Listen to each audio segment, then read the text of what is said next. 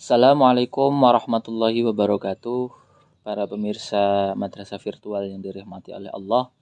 Alhamdulillahirabbil alamin. Kita masih diberi kekuatan, masih diberi kesempatan untuk senantiasa mempelajari ilmu-ilmu Allah Subhanahu wa taala. Ini sudah sepatutnya kita syukuri sebagai nikmat yang besar dari Allah Subhanahu wa taala. Para pemirsa madrasah virtual yang dirahmati oleh Allah, pada pertemuan kali ini kita akan melanjutkan kembali kajian kemarin, kajian kitab Nasha'ihul Ibad. Kali ini kita masih membahas daripada muqaddimah kitab Nasha'ihul Ibad.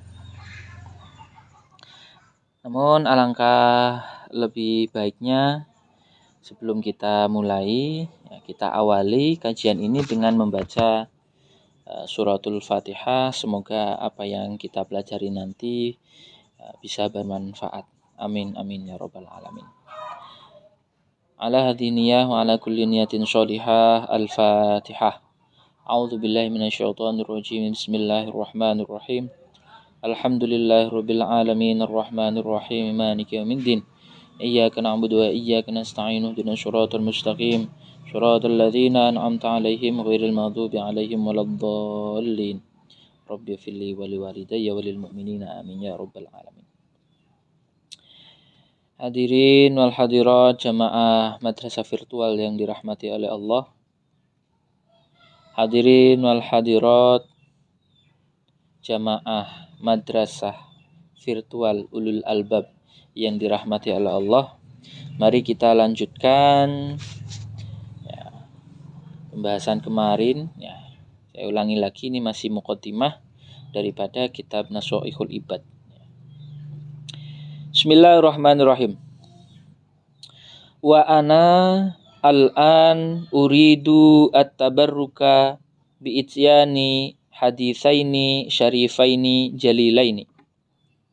Wa ana al-an, dan saya, kata Syekh Nawawi Al-Jawi, wa ana al-an, dan saya sekarang, uridu atabarruk, saya menginginkan tabarruk, keberkahan, bi'ityani haditsaini syarifaini jalilaini, dengan menyajikan dua hadis syarifaini yang mulia, jalilaini yang agung. Jadi Syekh Nawawi Al-Jawi sebelum melanjutkan isi daripada kitab Nasha'ihul Ibad, beliau uridu atabarruk, bertabarruk dengan menyajikan dua hadis yang mulia. Fal haditsu al-awwal, adapun hadis yang pertama, ajazani bihi al-allamah asy-Syaikh Muhammad al-Khatib asy-Syami tsumma al-Madani al-Hambali. Hadis yang pertama, kata Syekh Nawawi Al-Bantani atau Al-Jawi, hadis yang pertama ajazani bihi, beliau mendapatkan ijazah, beliau mendapatkan sanad hadis tersebut dari Al-Allamah asy-Syaikh Muhammad al-Khatib asy-Syami tsumma al-Madani al-Hambali. Beliau mendapatkan hadis dari Al-Allamah, orang yang sangat ngalim, asy-Syaikh Muhammad Khatib asy-Syami tsumma al-Madani al-Hambali. Asy-Syami ini berarti orang Syam. Tsumma al-Madani, kemudian Madinah, al-Hambali, mazhabnya adalah mazhab Hambali. Wa huwa Ibnu Utsman bin Abbas bin Utsman an masyayikhihi muttasilan ila Abi Dzar al-Ghifari. Siapa Syekh Muhammad al-Khatib asy-Syami? Wa huwa Ibnu Utsman bin Abbas bin Utsman. Beliau adalah Ibnu Utsman bin Abbas bin Utsman an masyayikhihi, yang mana hadis tersebut beliau dapatkan dari guru-gurunya, muttasilan, yang mana bersambung sampai ila Abi Dzarrin, sampai sahabat Abi Dzarrin Al-Ghifari. Abi Dzar Al-Ghifari adalah salah satu daripada sahabat Nabi. Jadi sebenarnya kalau kita mempelajari kitab hadis, ketika kita mencantumkan sanadnya, biasanya panjang sekali. Tapi di sini beliau coba meringkas an masyayikhihi muttasilan, yang mana hadis tersebut sampai muttasil ila Abi Dzarrin Al-Ghifari, sampai sahabat Abi Dzar Al-Ghifari radhiyallahu anhu an Rasulillah sallallahu alaihi wasallam fima yarwihi an rabbihi azza wa jalla, yang mana hadis tersebut yarwihi meriwayatkan kepada Nabi an rabbihi azza wa jalla, dari Allah azza wa jalla. Kalau kita mengkaji kitab hadis, ketika ada redaksi fima yarwihi an rabbihi azza wa jalla, maka hadis tersebut adalah hadis qudsi. Nanti ada hadis qudsi, ada hadis nabawi. Mungkin bisa kita bahas di kesempatan yang lain. Bismillahirrahmanirrahim. Qala ta'ala ya ibadi inni haramtu az-zulma ala nafsi wa ja'altuhu bainakum muharraman fala tadzalamu. Syekh Ibnu Hajar Al-Asqalani yang menyebutkan hadisnya, ya ibadi, wahai hambaku, inni haramtu az-zulma, sesungguhnya saya mengharamkan sifat zalim ala nafsi, atas diriku sendiri. Wa ja'altuhu bainakum, kemudian saya jadikan sifat zalim tersebut muharraman, bainakum muharraman, haram atas kalian. Fala tadzalamu, maka janganlah kalian berbuat zalim. Ya, kadang kita sebagai seorang hamba yang dicoba oleh Allah atau yang mendapatkan azab dari Allah, kadang cobaan dan azab tersebut kita nisbatkan pada kezaliman Allah. Misal ketika kita ditimpa bencana, ditimpa cobaan, wah ini Allah tidak adil, ini Allah zalim. Kata-kata tersebut sangatlah tidak pantas dinisbatkan kepada Allah Subhanahu wa taala. Ya, ketika kita mendapatkan cobaan, ketika kita mendapatkan ujian, ketika kita mendapatkan azab, sudah selayaknya itu dikembalikan kepada diri kita sendiri. Pasti ada yang salah dengan kita. Mungkin sholatnya, mungkin sodakohnya, mungkin silaturahim, ataupun yang lain. Kita harus evaluasi diri sendiri. Jangan kemudian kita menyalahkan Allah. Dia kok kaya, saya miskin. Ini tidak adil. Itu tidak boleh. Tidak boleh menuntut Allah. Tidak boleh menyalahkan Allah, menyalahkan takdir Allah. Bismillahirrahmanirrahim, saya lanjutkan. Ya ibadi kullukum dhalun illa man hadaituhu. Wahai hambaku, setiap daripada kalian adalah orang yang tersesat, illa man hadaitahu, kecuali orang yang beri sayap, orang yang saya beri petunjuk. Jadi petunjuk itu memang murni dari Allah Subhanahu wa ta'ala. Fastahduni ahdikum, maka mintalah petunjuk kepadaku, ahdikum, maka aku akan memberikan petunjuk kepadamu. Jadi ya ibadi kullukum dhalun, setiap kita adalah orang yang tersesat kecuali Allah telah memberikan hidayah kepadanya. Ya, makanya ketika kita sholat membaca surah Al-Fatihah, ada ayat ihdinas syiratal mustaqim, ya. Kita berdoa meminta petunjuk pada Allah untuk diberikan jalan yang lurus. Untuk jalan yang lurus. Fastahduni ahdikum. Mintalah hidayah kepadaku, ahdikum, maka aku akan memberikan hidayah kepadamu. Jadi pada intinya, ya, hidayah itu pasti datang dari Allah. Ya, sampai-sampai ya, kita tahu bahwa ketika Nabi Muhammad SAW berdakwah, ada salah satu keluarganya yang beliau cintai tidak menerima keislaman atau tidak menerima kenabian daripada Nabi Muhammad Shallallahu Alaihi Wasallam.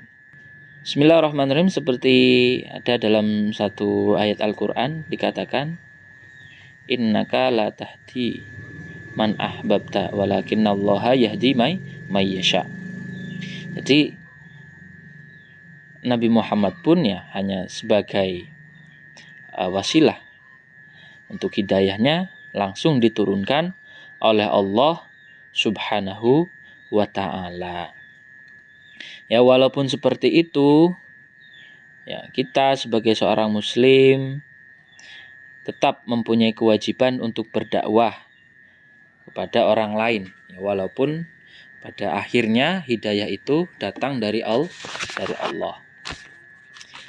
Ya ibadi kullukum ja'i' illa man at'amtuhu fastat'imuni at'imkum.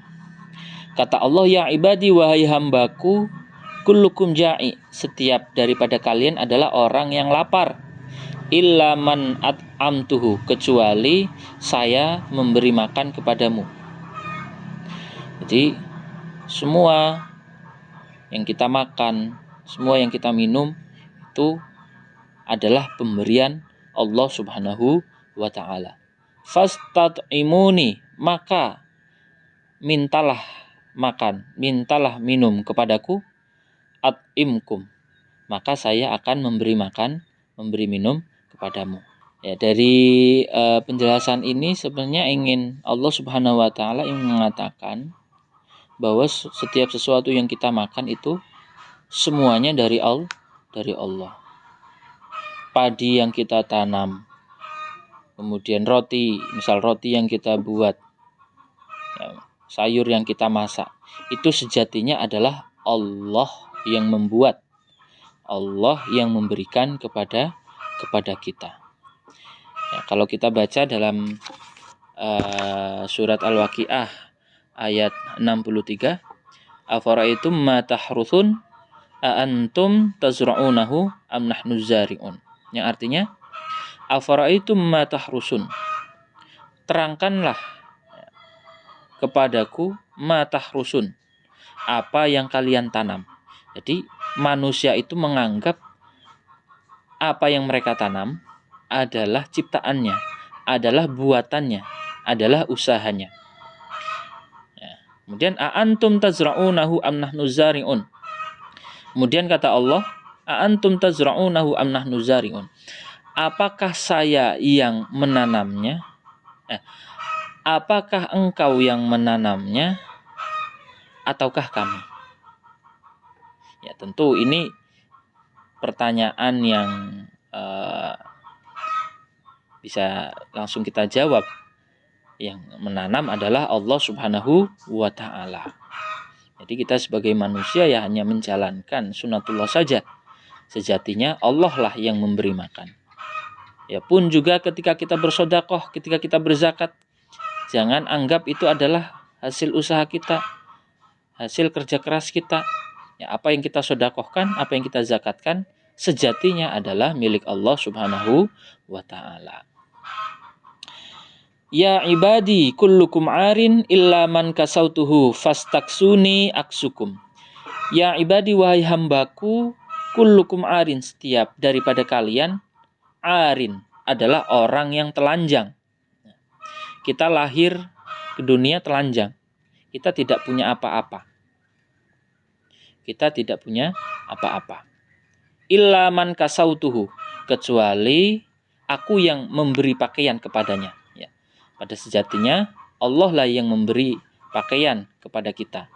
Fastaksuni aksukum, maka mintalah pakaian kepadaku, aksukum, maka aku akan memberikan pakaian kepadamu. Ya, jadi ya ini sebagai pengingat untuk kita. Ya, kita lahir itu tidak punya apa-apa. Tidak ada bayi yang kemudian lahir langsung pakai baju, langsung pakai sarung, ya, pasti telanjang. Itu membuktikan kita itu tidak mempunyai apa-apa. Dan nanti ketika kita mati pun hanya membawa kain kafan. Hanya membawa kain kafan. Bismillahirrahmanirrahim. Ya ibadi innakum tukhti'una bil-lail wan nahar wa ana aghfiru dzunuba jami'an fastaghfiruni aghfir lakum. Wahai hambaku, innakum tukhti'un, sesungguhnya kita semua atau sesungguhnya kalian semua, kata Allah, adalah orang yang salah, orang yang luput, orang yang berbuat dosa. Bilaili wan nahar, di malam hari dan di siang hari. Wa ana aghfiru dzunuba jami'a, dan saya, kata Allah, adalah orang yang akan mengampuni dosa-dosamu sekalian. Fastaghfiruni, maka mintalah ampunan kepadaku. Aghfir lakum, maka aku akan memberikan ampunan kepadamu. Ada dalam satu keterangan, kullu bani Adam khotta'un. Ya. Setiap bani Adam pasti memiliki potensi salah, memiliki potensi luput. Wa khairul khotta'in tawwabun. Sebaik-baiknya orang yang memilih kesalahan adalah bertobat. Jadi kita harus menyadari bahwa kita itu banyak dosa. Harus menyadari banyak dosa. Kita itu bukan maksum seperti Rasulullah Muhammad saja yang sudah digaransi oleh Allah Subhanahu wa taala, beliau tetap membaca istighfar. Sehari minimal ada yang mengatakan 700, ada yang mengatakan 100 kali. Apalagi kita yang bukan rasul, apalagi maksum. Sudah selayaknya kita harus memperbanyak istighfar. Jadi istighfar itu adalah sebuah pengakuan bahwa kita itu salah, kita itu kecil, kita itu lemah, kita itu tidak bisa apa-apa. Maka sudah sepatutnya kita setiap sehari semalam memperbanyak istighfar. Alhamdulillahirabbil alamin. Mungkin itu yang bisa saya sampaikan dalam kesempatan ini. Semoga yang sedikit tersebut bisa bermanfaat bagi kita semua. Kurang lebihnya mohon maaf. Ya, kita bertemu di pertemuan selanjutnya. Wallahu a'lam bishawab. Assalamualaikum warahmatullahi wabarakatuh.